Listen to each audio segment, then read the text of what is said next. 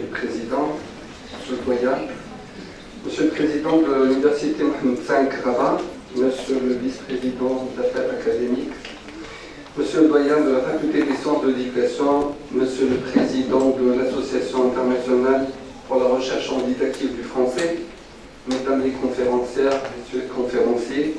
invités d'honneur, chers collègues intervenants, chers étudiants, Mesdames et Messieurs. Bonjour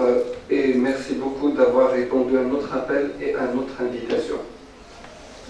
Je reprendrai, parce que je suis obligé, je reprendrai ce qui vient d'être dit par M. le Doyen, en disant que les colloques organisés à la Faculté des sciences de l'éducation,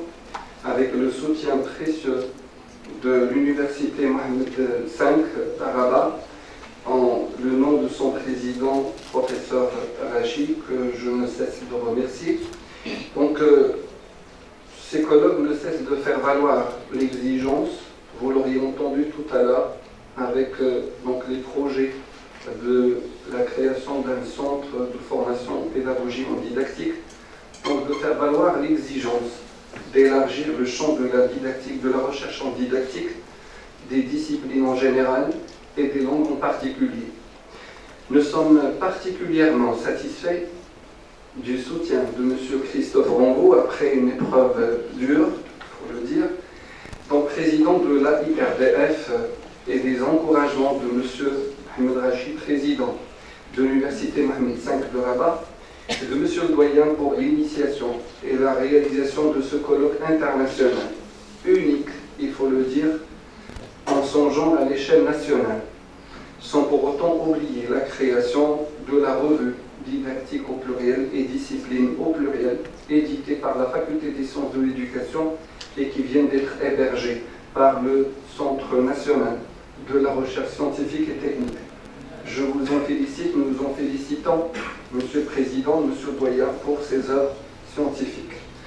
Ce premier colloque réunit 43 participants et 9 conférenciers et conférencières issus de différentes universités nationales et internationales. Il vise à faire le point à travers de conférences plénières, symposiums, des ateliers et sessions de communication sur ce qui s'enseigne, sur ce qui s'apprend dans le cadre de la discipline français au Maroc et dans divers pays francophones, en mettant au jour la diversité des statuts, des fonctionnements et des finalités de la discipline au gré des contextes institutionnels qui abritent ces enseignements et dans lesquels progressent et sont repensés ces contenus à travers les changements socio-économiques et les réformes successives que nous menons quelque part mais que nous subissons sans que les contraintes posées par la place, le statut et la fonction de la langue française dans nos systèmes éducatifs soient rigoureusement pensées et traitées. Ce colloque permet ainsi des occasions très précieuses, à la fois pour la réflexion, pour le partage de différents discours scientifiques, mais c'est des moments privilégiés pour former autrement nos étudiants des différents cycles allant de la licence, master et même doctorat. Nous pensons à travers l'organisation de ce colloque international qu'il est tout à fait légitime de préciser deux faits. Le premier est celui de voir ce grand événement scientifique dédié à la didactique du français se réaliser à la Faculté des sciences de l'éducation, qui a pensé que c'est stratégique d'abriter une section marocaine de l'Association internationale pour la recherche en didactique du français. La Faculté des sciences de l'éducation est sans aucun doute le milieu universitaire naturel de la formation et de la recherche où sont pensées et où sont pratiquées les questions de l'enseignement, de l'apprentissage, du renouvellement des contenus afférents à la discipline française. L'Université Mohamed V de Rabat est fort convaincue alors de l'apport des didacticiens au traitement scientifique et réfléchi des questions de l'enseignement de et par la langue française sur les différents niveaux scolaires et universitaires. Le second fait que j'aimerais souligner affaire à l'importance qu'il y a à accorder aujourd'hui aux recherches réalisées en didactique du français, alors pour examiner de très près différents objets de recherche en didactique du français, notamment les littératies scolaires et universitaires. les postures des chercheurs, les approches et les méthodes utilisées par ces chercheurs, les relations entre la didactique et les différentes disciplines, les concepts et les modèles exploités dans ces recherches, ainsi que les résultats obtenus et leurs retombées et incidences sur les configurations et reconfigurations didactiques des contenus disciplinaires, des curriculums et des pratiques enseignantes notamment.